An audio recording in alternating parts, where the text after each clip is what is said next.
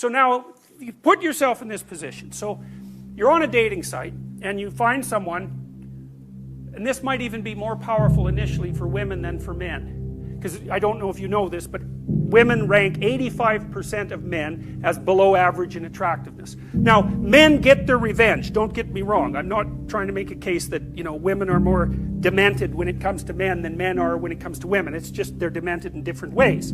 So then you think, it's interesting because I've watched my daughter go through Tinder. It's sort of painful. It's like, nope.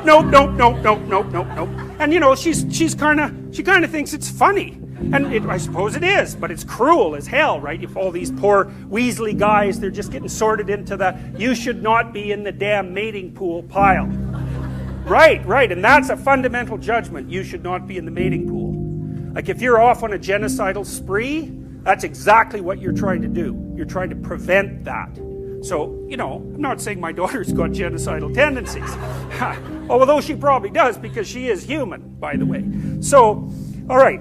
So now, let's say that you've categorized some person in there as, you're not going to respond to their damn email. And, you've put them down as a 1 out of 10, so, no. And then someone says, you have to go out with that person. You have to ask that person out. And then you think, well, how are you going to react to that idea? Well, the first thing is I think you're going to be angry at the person who's going to force you to do that. It's going to be anger.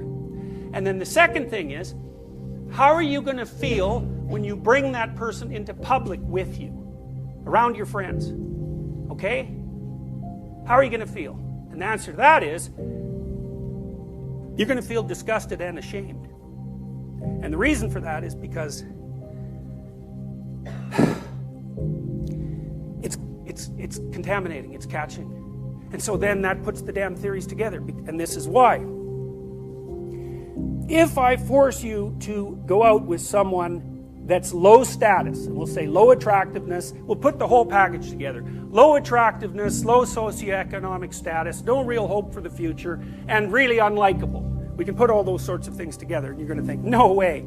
And then you bring that person out on a date with all your friends. And they think, what the hell is up with you? And so maybe you're an 8, roughly speaking, and then you get to go visit 5 land for a while.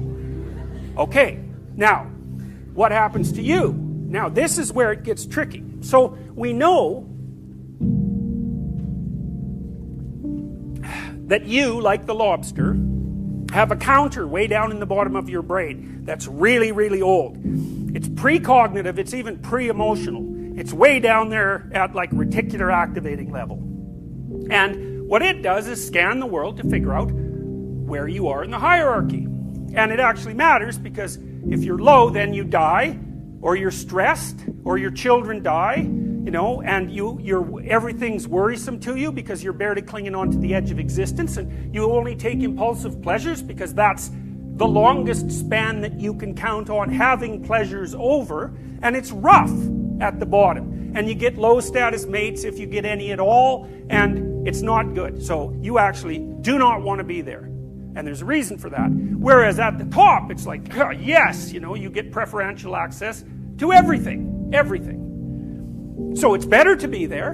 And you can say what you want about egalitarianism, and there's lots of arguments to be held on both sides. But given a choice, you will go up rather than down. So let's say you associate with someone who's contaminated, and it knocks your status down. Now, how does it do that? Well, it might do it a variety of ways.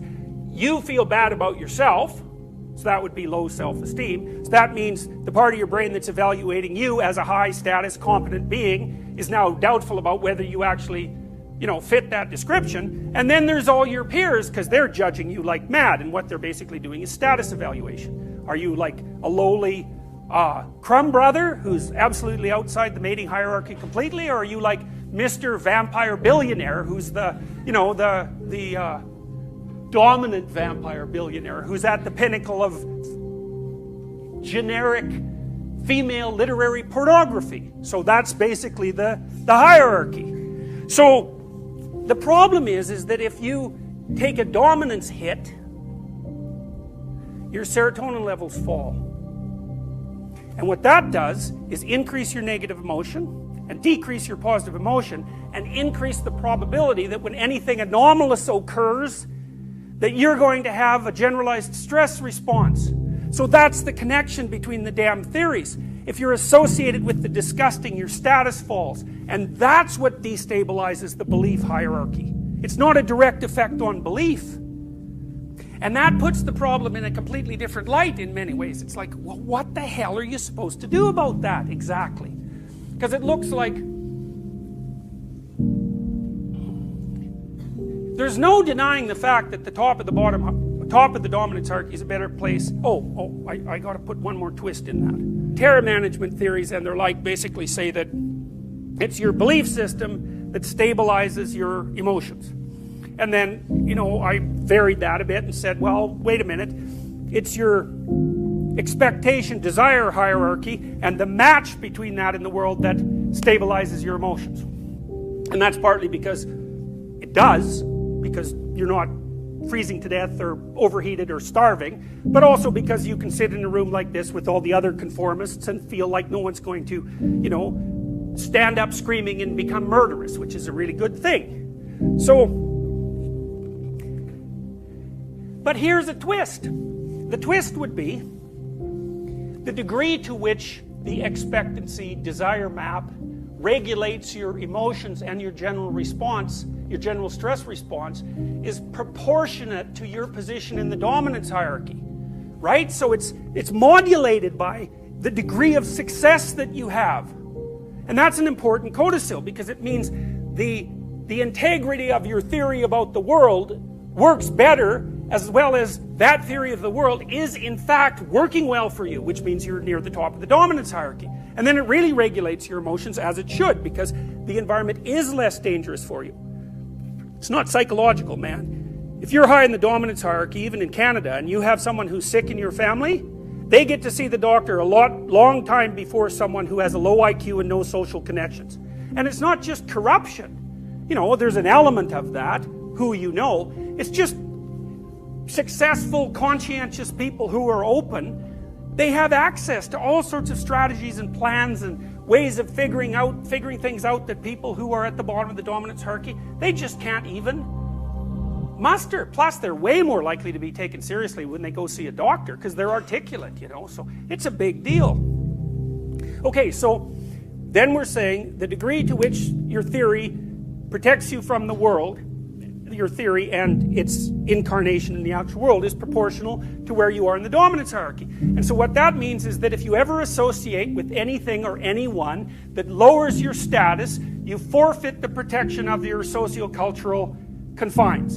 And the best way to do that is to associate yourself with someone who is disgusting or contemptible. Now, the next problem, so I think I was thrilled about that this morning, I tell you, because I've been trying to figure this out for like 6 years. I was thinking, how the hell do these things tie together? And I don't think that's absolutely right, but I think it's pushing towards something that's right.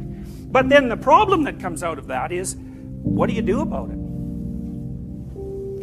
It's a real bind, isn't it? Because you're just not going to get rid of the damn hierarchies. It's not even clear that you should, partly because, you can be cynical like a postmodernist and you can say, well, hierarchies are just based on power. It's like, that's such a stupid theory that, it's just painful. Some hierarchies are based on power, but a lot of them are based on competence, right? In a functioning society, it's like, who do you want to do your brain surgery? Do you want to have the person who really knows how to do brain surgery? Or do you want some person who's just, they're doing it as an amateur in the back alley? So you're going to assume that there's a bloody hierarchy and that it's based on competence and that you're going to peel from the top. And so they're going to be more powerful, obviously, because they're at the top of the hierarchy, but you're going to be pretty damn thrilled about that when you're looking for competence, which you often are. And to think about all that as power, it's like, really, like live in the world. Some of it's power, but lots of it isn't.